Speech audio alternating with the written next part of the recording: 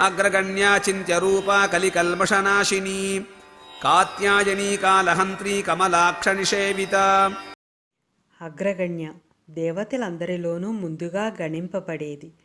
సర్వసృష్టికి మూలం అమ్మవారు కాబట్టి అమ్మవారికి ముందు ఎవ్వరూ ఉండడానికి అవకాశం లేదు కాబట్టి ఈ సృష్టికి ముందు ఉండేది పరమేశ్వరియే. అందుకే అగ్రగణ్య అనబడుతోంది.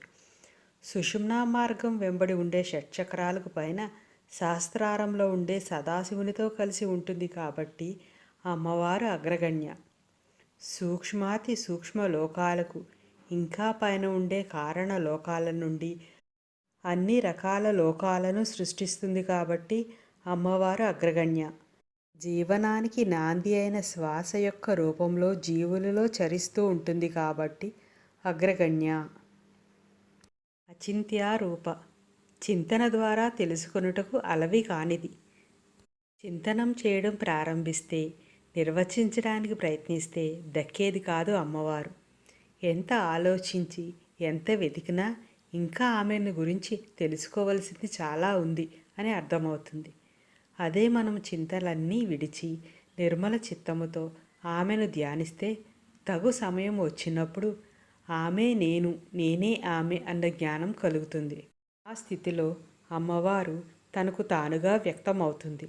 అచింత్య రూప అంటే ఎటువంటి ఆలోచన లేకుండా నిర్మలమైన చిత్తముతో వెతికిన నాడు మాత్రమే తన రూపాన్ని వ్యక్తపరుచున్నది. కలి కల్మష నాశిని కలియుగ మలినములను పోగొట్టునది. కలి అంటే మాయ అని అర్థం చెప్పుకుంటే, మాయ అంటే తాను శాశ్వతము, తనకు మించినవారు లేరు, ఎదుటివాడు నాకు నీతి బోధించే అంతటివాడా, ఇటువంటి ఆలోచనలు కలగడం. మాయా సంబంధమైన అజ్ఞానాంధకారాన్ని పోగొట్టే జ్ఞాన ప్రకాశిక అమ్మవారు. మాయను తొలగించు జ్ఞానస్వరూపిణి అని ఈ నామానికి అర్థం.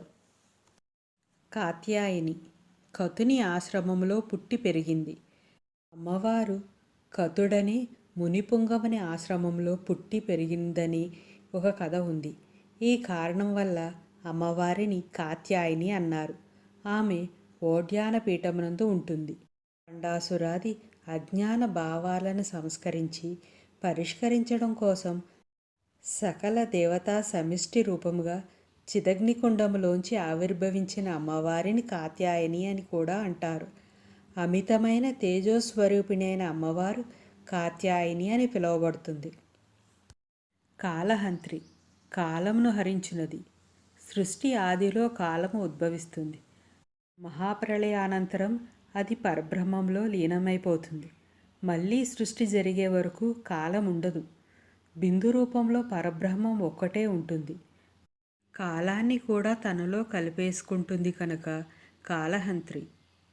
కాలం అంటే మృత్యువు అని అర్థం చెప్పుకుంటే, మృత్యువును కూడా హరించేది అంటే మృత్యువుకు మృత్యువు లాంటిది అని అర్థం.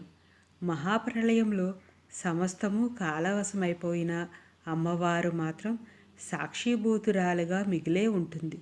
ప్రళయమనే మృత్యువుకు ఎదురు నిలబడి తనపై ఆ మృత్యు ఆట సాగనీయక ఆ మృత్యువుకు కూడా పైన ఉండేది కాబట్టి అమ్మవారు కాలహంత్రి.